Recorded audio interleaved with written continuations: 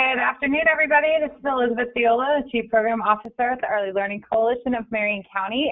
We're going to start by asking if you can hear us. If you can hear us, if you'll just type in the chat box. Awesome. Thank you, everybody. Wonderful. Thank you, and welcome to our provider meeting webinar for Tuesday, June 2nd. I want to start this meeting off with something, well, first, thank you for joining us, but I want to start this meeting off with something that's not on your agenda, which is just a reminder about the Coalition's anti-fraud plan. We are entering into new territory with COVID and the new normal for us, and one of our requirements every year is that we make sure that we bring to your attention that the Coalition does have in place an anti-fraud plan that describes how we will look for fraudulent situations, how we do internal monitoring, external monitoring, and what the expectations are when we are looking for fraudulent practice amongst our providers, amongst our families that we serve, and within our office to make sure that our staff are also abiding by the rules as necessary. So I just want to say it out loud. The Coalition does have an anti-fraud plan. We do cover it in contract orientation typically when we have discussions about what's in your contract. It is in your contract that just, well, basically don't commit fraud. Don't claim kids that aren't enrolled with you. Don't ask parents to sign in and out paperwork if they're signing in and out sheets if the children weren't there. Just those normal basic practices that will keep you on the up and up, which is what we are recommending for sure. So I just wanted to bring that to this meeting so that we were in compliance with our own policies and procedures to let you know we do still have that plan. We're actually in the middle of updating it right now. But if you ever want a copy of our anti-fraud plan, we're more than happy to provide you with that. So with that being said, we're going to go right to our agenda and talk about attendance for the month of May. Your attendance is due by midnight tomorrow on June 3rd, and it basically means that you need to go into EFS Mod and complete your attendance documentation as you typically would every month. I sent lots of emails. I sent an email on Saturday. I sent another email yesterday. I sent, I think I included it in an email today that I sent about Blue Jean that has the instructions for how you complete your attendance. One question I keep getting is, I don't see the closure survey. And you're right, you're not going to see that yet, actually. Just like last month, if you were closed, you went ahead and completed or submitted your attendance. Excuse me, and later that month, the survey came out. The closure survey was released by OEL. That is going to be the same thing that happens this month. So if you were closed at all in the month of May, which May is a funny month because the first day was a Friday. So if you were closed that Friday, May 1st, then you will have to complete the survey. So you're going to have to pay attention to EFS Mod, pay attention to your emails because we'll send you a reminder later as we know that the survey has been released. Typically, OEL will send us something that says it's now available, so we'll be able to tell you to look for that survey. Last month, I want to give you guys lots of kudos because last month we had 2 providers that didn't submit their survey on time, and guess what? It was not their fault, either one of them. It was a situation with Mod that we had to clear up on different levels, and so thank you all for being so responsive and completing those surveys timely. I'm very proud of our coalition, and I'm very proud of our providers because we're all one together in this. So thank you for that. Before we go to, you know what, let me back up. I did this last time too. I did not tell you guys who was in the room. So let me hold up and start. We'll introduce who's in the room. Hold on. Go ahead. Good afternoon. This is Marcy Easter, Business Information Director. This is Scott Stevenson, Quality Initiatives Director. Deanna Johnson, CFO. Tiffany Thrash, Professional Development. Lily, Professional Development. Mary Brewster, Provider Relations. So that's who's in the room right now. I'm sure we have lots of other community partners, and Roseanne's probably on the phone as she's at a meeting today. And speaking of meetings, face-to-face meetings, the coalition is opening up. And you kind of heard a pause before our staff were introducing themselves, because we are now in masks in the office as a way of protecting the public when they come into our office. And in my email update last Saturday and then yesterday, the same thing, I kind of forwarded the same information because I know we tend to give you a lot at one time. So it helps just to resend some stuff that is important. We are going into a phase-in type of reopening situation where we are opening our lobby to the public on Tuesdays and Thursdays right now from 7 a.m. until 5 p.m. We are incorporating additional precautions such as the masks when we are not in our own work areas. We're wearing masks. So when you walk in, you're going to see our staff in masks. We are encouraging you to wear masks if you come to our building, and this is a precaution for everybody. Of course, we are continuing to do our increased cleaning schedule. We have rearranged our front lobby to be conducive of the CDC guidelines. If you are registered for our first face-to-face it's a hybrid CPR course, when you get here on Saturday, those of you that have already registered, you've gotten a link. So you did an online portion of the test of the CPR course and took a test there. Then you will come to our office this Saturday, and at 9 a.m. we will check you in outside, where we will take your temperature and log it. And then we will ask you, how are you feeling today? And of course, if you're not feeling well, just shoot me an email and say, I'm not feeling good, because we don't want you to take that risk, and we don't want that risk to be taken with our office either. We want everybody to be safe, and we will very gladly reschedule you for the next testing opportunity. So once that happens, everybody that comes into the building will have to be in a mask. And for the CPR class, because it is a hands-on training, they will have to wear gloves as well. Each individual participant will get their own table. And so our training area will be set up for the CDC guidelines to allow not more than 10 people in any given space in our office. And everybody will be 6 feet apart. So these are precautions that we are taking as we open up in this phased-in reopening to the public. Of course, the coalition has not been closed a single day except for a holiday since this started. We've all been here. We've either been working from home or we're working in office. So we've been right along with you all through this journey, and we will continue to look at ways to offer services to you without diluting it as much as possible in this new normal. That being said, getting back to a schedule that is realistic and feasible as you welcome more and more families into your world at each one of your sites, we are moving this meeting schedule to every other week. So in an email that I sent yesterday, an email I sent today, an email I sent Friday, the next meeting after today will be June 16th and then June 30th. So we're moving to every other Tuesday at 1 p.m. And hopefully that will allow you to still remain up to date on everything, but still feel connected and able to have an open forum with our staff as often as possible. And let me pause right there, because I did just give a lot of information, including attendance, and let's see if we have any questions.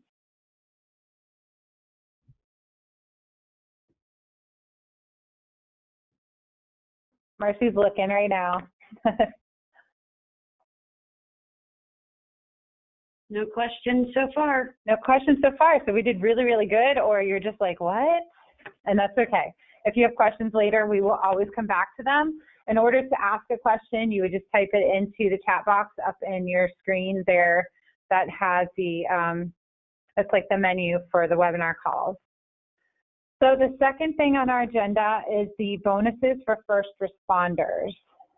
We've had quite a few calls about bonuses. Some providers are saying, when do we get them? The bonuses for April for kids that we knew were enrolled as BG1 ESS were already included. with your May school readiness payment.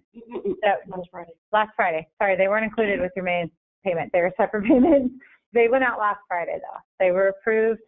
They went out last Friday. Now, just to say that again, those were for the kids that we knew were already in attendance as of April 1st and were enrolled under the BG1 ESS program. That's the program for first responders and essential medical personnel. Now, what we recognize is that this program does have that retroactive aspect to it, which is something that we're not used to dealing with. So what that means is that there have been kids that have been coming into your site that may have just enrolled in this program, or we just got them moved over to the BG1 ESS category. So we'll have to capture those kids each month as we go along with giving those bonuses out. Now keep in mind, you're eligible for up to 8 children per month for the bonus. So once those 8 enrollments are maxed out for each monthly bonus, then the rest of those kids, they are just enrolled with you. You're getting paid for their attendance as you typically would, but they don't count in the bonus. Let me pause for a second and see if my coworkers want to add anything to that. Okay, so this is Marcy. I'm going to add that these were direct deposited, and you had to have the child attend a minimum of 1 day for them to be paid and to receive the bonuses. So that is highly important because we did have some that came in on all Ds, and those we cannot pay the bonuses on if they did not physically attend your site. So they had to be present at least 1 day in April in order to qualify for the April bonus. The other thing is, too, is that you have to upload sign-in and out sheets for those kids. That's one way that we are reconciling the attendance process, not only from your attendance roster, but just like you're held accountable for those sign-in and out sheets for your other school readiness enrollments and, in some instances, VPK enrollments, most actually, we do have to have those sign-in and out sheets uploaded as well. And that was a question that we had, too, was what do we do to claim these kids? Basically, you just claim them as you normally would on your attendance roster, and you make sure you have a sign-in and out sheet for those children as well.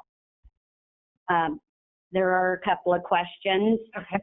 So OEL did change our restrictions a little bit on how we can pay the bonuses. Someone asked, so is there an April, May, and June bonus? So originally we were to pay 8 kids 3 months for 3 consecutive months. They did give us the leeway. If you only had 2 children for the month of April, we paid you for 2 children out of that bonus. And that will continue until you hit the maximum of $12,000 or OEL says there's no money left. Right. This is all contingent on funding availability, of course, just like anything we do. But at this time, your maximum payout would be $12,000. We do have reports after we run our attendance and reimbursement that we pull reports to show only the children that were marked as an X on those attendance reports. So that is how we are actually capturing which kids are ESS and actually attended.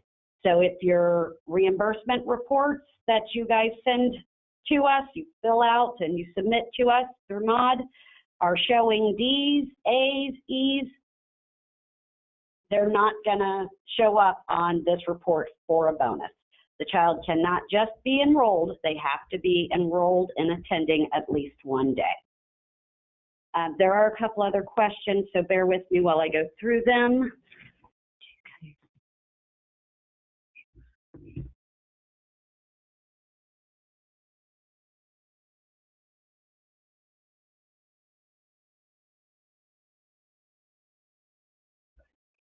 For children that are out of county and are part of the essential worker, do we upload those children to Blue Jeans?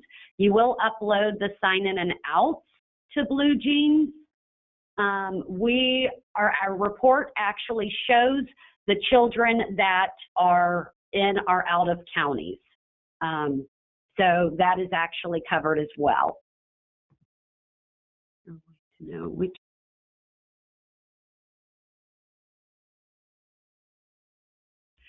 Though you will not, for out of counties, you will not receive a check for those bonuses from us.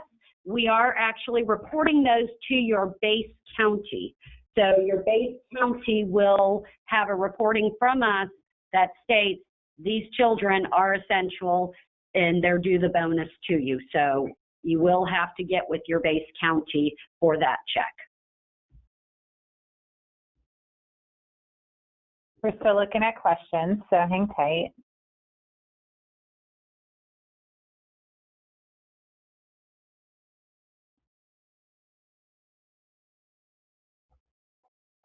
Okay, so if you believe that you have some discrepancies on what children you were paid for bonuses, believe we received. If you have more than 8 kids, you will only be paid a maximum of 8 kids for the month. We do have that cap on a month. So make sure you're looking at that. But if you do have any questions in regards to the details on it, you can email finance@elc-marion.org. That email goes to both myself and Deanna, and we'll be able to take a look at that. Remember, these parents, these kids have to be enrolled. You can look at the certificate too, or your attendance roster, and make sure that they are BG1-ESS children, because that's the only way that they would be eligible for this reimbursement, for the bonus. And someone wants to clarify, yes, the maximum is $12,000. That can be drawn down, max of $12,000, and it could be over multiple months, not just 3 consecutive. It could be multiple months until OEL says the COVID-19 waves are complete. And this is because they recognize that a lot of our providers, our family child care homes especially, are susceptible to not having that 8-child enrollment, that you may only have 1 or 2 kids that are with you that qualify under this category per month, and they do want to ensure that as many providers that are eligible get this bonus. So that's why that's happening that way. Okay, the next question, if they were enrolled in April and attending but have just been approved for the essential bonus, do we go back and upload their attendance from April and May? Give us just 1 second on this one.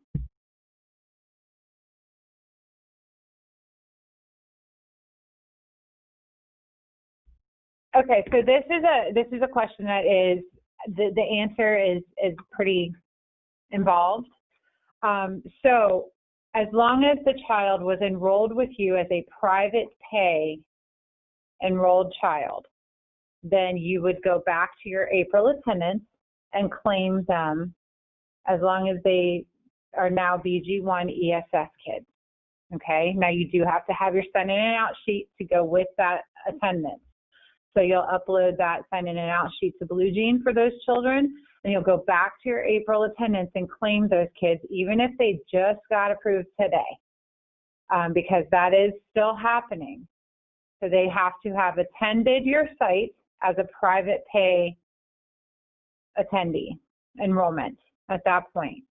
Now, for those of you that have had children enrolled that were BG8s, those will be flipped over as we're able to process those through. Those you're not going to retroactively go back for, because you've already been paid for those kids under the school readiness program. So those we'll have to look at in a different manner. And if you're concerned about your bonus for those children, we can look at that. That's just something that I want to look at individually. for those particular kids, because you will be eligible for your bonuses up to 8 enrollments, maximum of $4,000 a month for 3 months, or until you get to your maximum bonus payment of $12,000. Okay, someone's asking about a payment summary for April. I'm going to assume that is for the bonuses. Yes, by the end of this week, I can have a summary of the bonuses uploaded to Blue Jeans for you.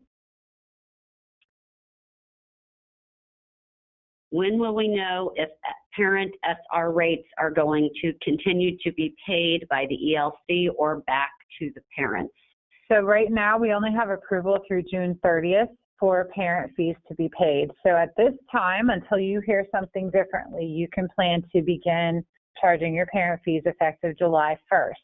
Now, of course, if we hear something different, you will need to pay attention to your emails, and we will definitely cover it at the next provider meeting to make sure you know when to start that process up again. But remember, your parent fees are listed on the certificates. They're listed in multiple places within the server so that you have access to what those are. And most of you are very, very familiar with that process. So as of this time, the only directive we have to continue for ELC to pay the parent fees is through June 30th. Yes, the bonuses you received were for April attendance. So once again, talking about those bonuses, the children that we knew were enrolled as a private pay child in April, or if we were able to move over and a BG8 child, as long as we were aware of that child being enrolled and you claimed them, then you got your bonus already for the month of April. We will be catching those up, though, as we move forward with bonuses for each month. So. I'm going to add one little thing that is a little bit off topic, but it was a question a provider presented to me this week. Because OEL has been extending the redetermination on the children, you're going to look in your enrollment screen and you're going to see those dates pushed out, some of them to July, some of them to September. What you are not going to see is when you open that certificate up, the date change on that certificate. So your certificate is still valid, though OEL has pushed those dates out for redetermination for your parents. And you would still follow those co-pays that are in that certificate. Okay, we're going to look and see if there's any more questions before we move forward. Nope. Okay, we're good. The professional development newsletter is on the agenda next, and I just want to give kudos to our team. Tiffany and Lily are in here right now. They put a lot of hard work into making sure that you had some up-to-date information on professional development opportunities that are available to you right now. I'm going to put them on the spot and ask them if they want to highlight anything that they can remember on there that they like. So I'm just going to be quiet and look at them and see if they want to say anything that stands out. This is Tiffany. I really like the Take 5 score that we put on there, and that's just for you and your teachers to just take time for yourselves and to applaud yourself and just time to relax. Go ahead, Lily. We had a lot of fun putting this together. One of the challenges was the links. There are a lot of links on this newsletter, so don't just read through it. I'm going to encourage you to go to these links, click on them, enjoy them, take in the information. We learned a lot about there is a lot of online opportunities there, and a lot of them, and we try to work really hard to make sure that they were affordable. It's not free. And Marcy was able to get it up on your screen, and there was a lot of love put into this for you, and I think we can expect another one They're nodding. Not that you can see them nodding, but yes, they're nodding. They're nodding their heads that they are working on putting another one together for you for June. So we'll look forward to that. With the survey as to what do you want to see coming out in this, because this is a little bit of our new norm. So this is some of the fun part of what we get to do as early educators here, and continuing to educate ourselves. And so thank you, ladies, for doing that. You did a really great job. And they checked those links 500 times because I kept taking it back to them going, I don't think the links work. I don't think it could have been my user error, but they loved me through it. As you remember, Ruby used to say to us, and we got it out to you. So. For putting up with our many questions, emails back as many times as Elizabeth got it. I think he got it 20 more times than I. Well, I mean, the finished product speaks for itself. So I just echo what Elizabeth said. You guys did put a lot of hard work into it, and it's a great finished product. So thank you. Thank you very much. Yeah, I don't know if there's too much more to say about that. It is our first volume, issue 1. So there definitely is more to be coming out. This one was considered our May newsletter, so the next one will probably, you can expect it in July. It was sent out just a little bit late, so we'll probably get it to you the 1st of July to give them some time to work on it.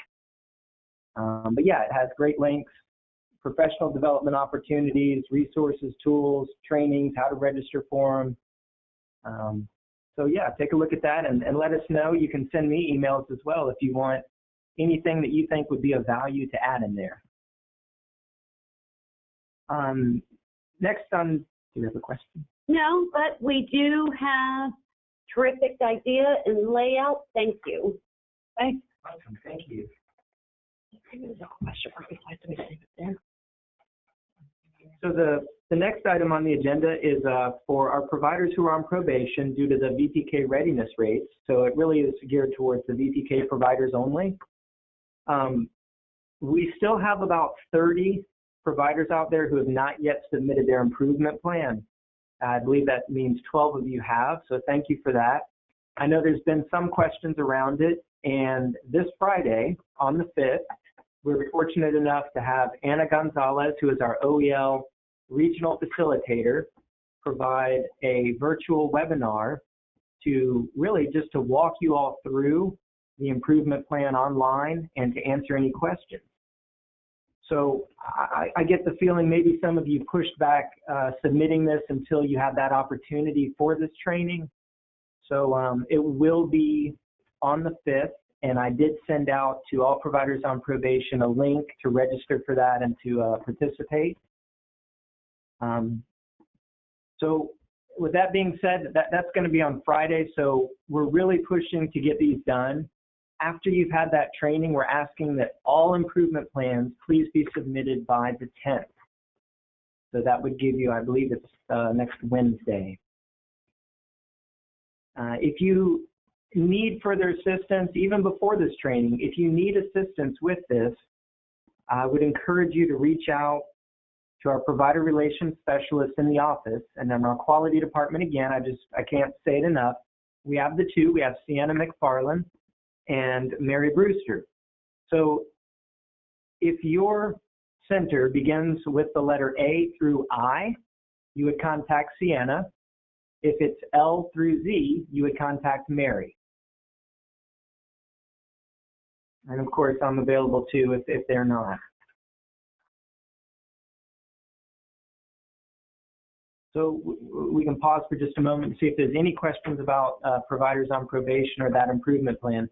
I just wanted to say one thing about the improvement plan also. I know Anna's going to be going over it all, but if you have not yet attempted to get online to do this, it really is rather straightforward.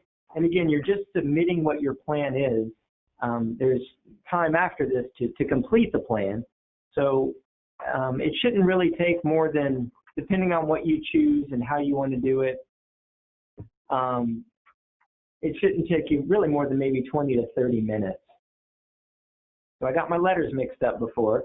So if you are a provider who begins with the letter J through Z, that would be Mary Brewster.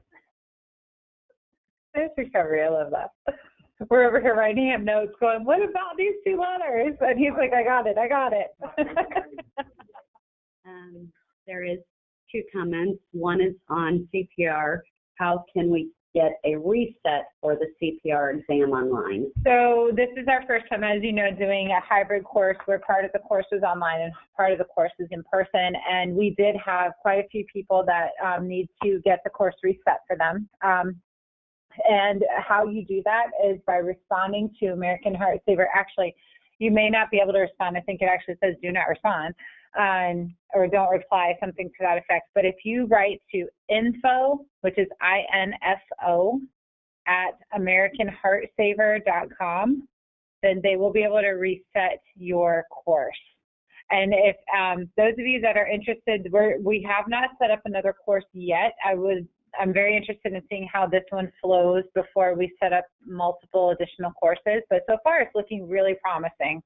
And so far, the issues that we have encountered are very minor. So we'll see how this goes, and then we will open up the opportunity to do additional hybrid courses.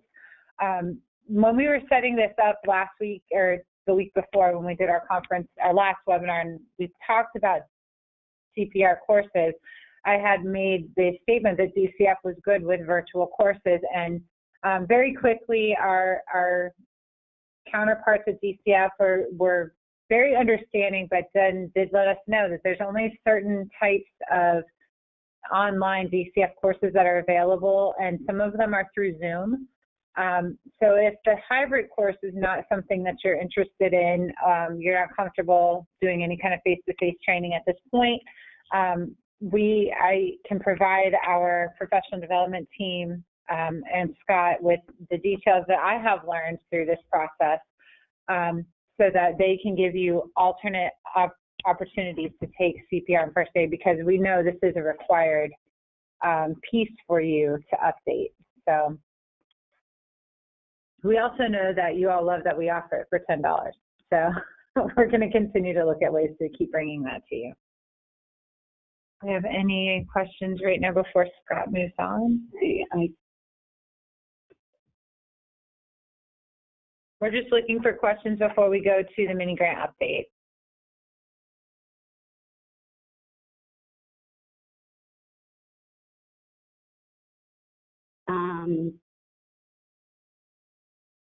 Someone's requested in here that they are having some challenges with changing an improvement plan. Please reach out to Scott directly and have him assist you with that, please. Yeah, if it's a situation where maybe you've submitted it and I've approved it and you need to make a change, there is a system that I need to go through a process to kick it back to you so you can make those changes and then resubmit. Okay, we're good. Okay. All right, next is the MiniGrant update. So good news is there's not any more changes, but I did want to provide everyone with an update on where we're at in the whole process at the coalition. To date, we've received, last week was the deadline, the cutoff for the first 2, for the big MiniGrants, the infrastructure and the health and safety. I'm really happy to say that we had 73 providers who submitted eligibility forms.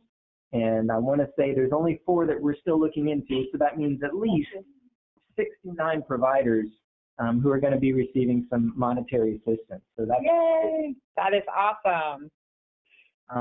Right now, if you're one of those other 69, you will be getting an email from our quality staff this week letting you know that you were approved, you met the eligibility requirements, the amount that you were approved for.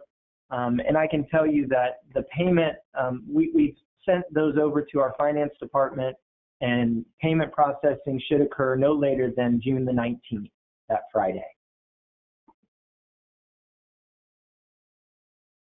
Moving on to the teacher stipends. So the teacher stipends are a little bit different. We had the deadline last week for the first 2 MiniGrants. The teacher stipends are actually more ongoing, so those can still be submitted right now. And I'm going to read off the exact verbiage that was used in the MiniGrant documents that we got. And that reads, these stipends are only available while the disaster or emergency declaration remains in effect. Qualifying training events should be completed before the emergency declaration period expires. So it's a bit unknown when that's going to expire. So we're encouraging you, if you have teachers who want to take advantage of this, please encourage them to get online and do those online courses and submit the paperwork into us. I'm hoping that we've gone through MiniGrant so many times that we've answered most questions, but let's pause and see if we have any.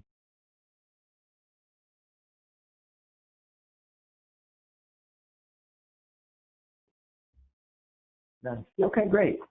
So my last piece on the agenda is just a reminder to complete 2021 provider profile.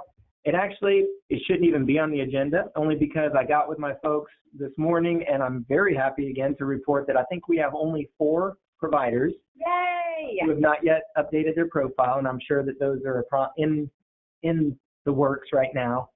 So thank you all very much for doing that. We appreciate that. And I can hear Mary. I can hear Mary from my desk, and I can hear her on the horn all day long. Like, her voice is hoarse right now. She's giggling. You can't even hear it because she's talked so much about trying to get these updates done. Her and Sienna have been a great team in this. And so again, that's our provider relations specialists, Mary Brewster and Sienna McFarland.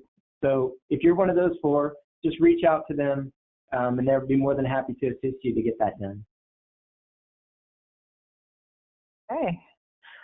So the last thing on the agenda before I do cover one other thing that I think a question came in about is just a reminder to complete your withdrawals in EFS Mod. You have the power to complete those withdrawals to remove kids and terminate them from your attendance rosters. And in order to keep your data clean, and we've had a lot of discussion this year about just making sure you have enough capacity and talking about all these different changes and what happens if I don't have room to enroll somebody.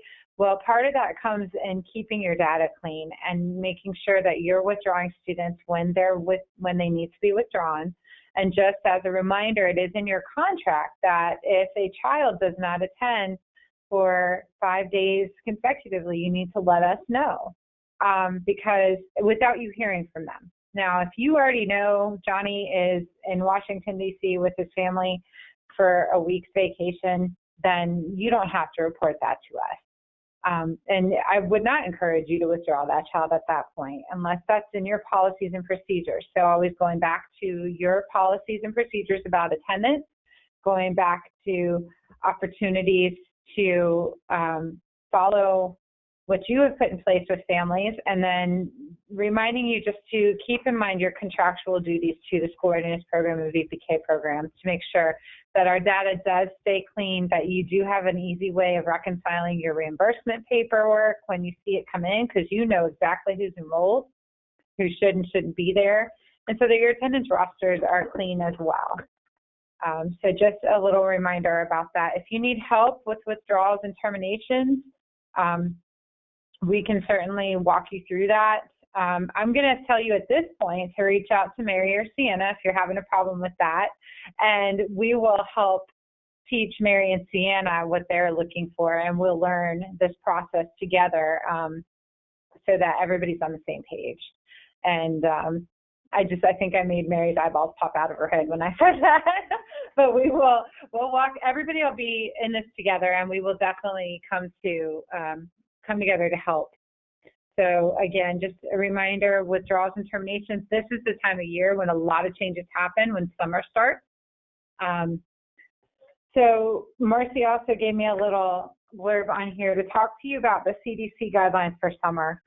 In my email last Saturday afternoon, I sent you my COVID update for, I think it's like number 33 at this point, but it did go out Saturday. In there was DCF's response to Executive Order 20-131. That's Governor DeSantis' new executive order that encompasses opening up of recreational things and summer activity type things. Sorry, I'm not saying that the right way, but I think you know what I mean. So in this order, it talked about lifting different restrictions and included summer child care programs and summer camps and youth programs.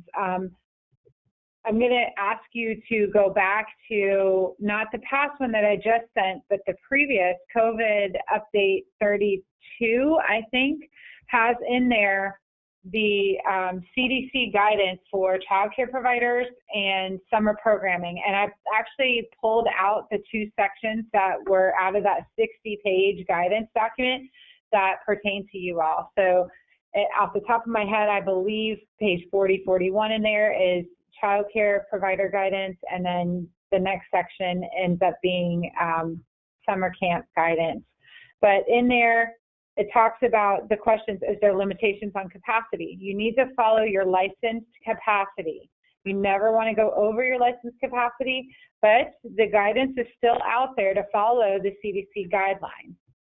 Is it enforceable?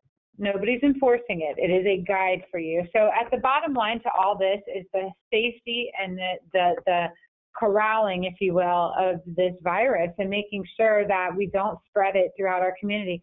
And honestly, I've been very impressed personally with how responsible our community has been and the fact that we haven't seen a huge rise in cases. I think people are being careful, and as places open back up, just like I talked to you about the coalition's phase reopening, we are getting used to breathing through a mask, which is difficult for a lot of us.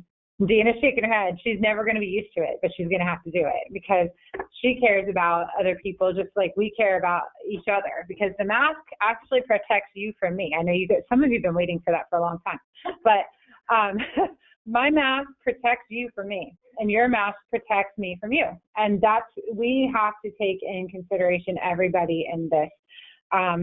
So talking about limitations on capacity, the actual answer, I'm going to read this to you.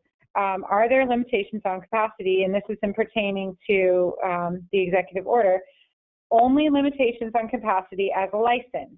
So you need to stick with your group sizes, what are you allowed to have in each individual classroom? What are your ratios? And that answer goes on to say providers are encouraged to consider recommendations for group sizes and social distancing measures issued by the Centers for Disease Control, the CDC. Marcy, you want to add? I do want to add, Daphne with DCF I'm actually going to open up her line. Daphne, you are able to talk. Hi, good morning, or good afternoon rather. Hi, thank you for being here. Oh, thank you for having us. Did you want to add anything to this? Go ahead. No, I just wanted to make sure it was very clear with your providers that are on the line that we're considering the CDC guidelines as only recommendations, that we are only looking at our capacity that we've issued to providers and the ratios that we've always enforced.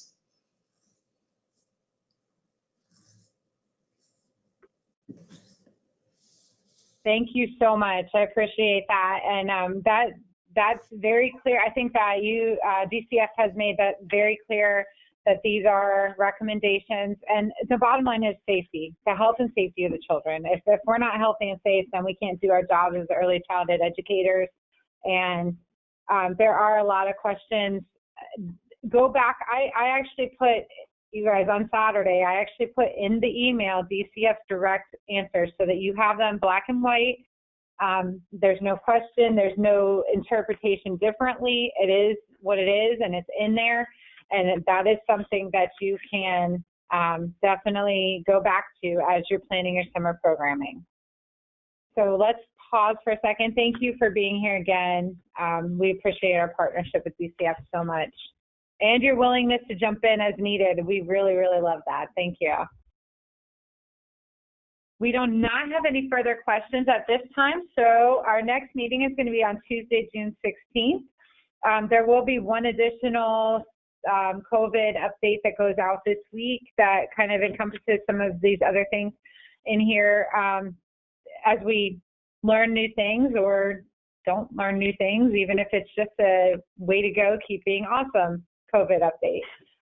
we will continue our commitment to keeping you informed. So I know that you have mentioned this, but I'd like to mention this out loud to everybody in case they've missed it in your emails. These provider meetings are being recorded. We are uploading them to the YouTube, our YouTube account for providers. yes. Okay, so you can go back to the very first one. It does take about 24 hours for us to be able to get this recording downloaded.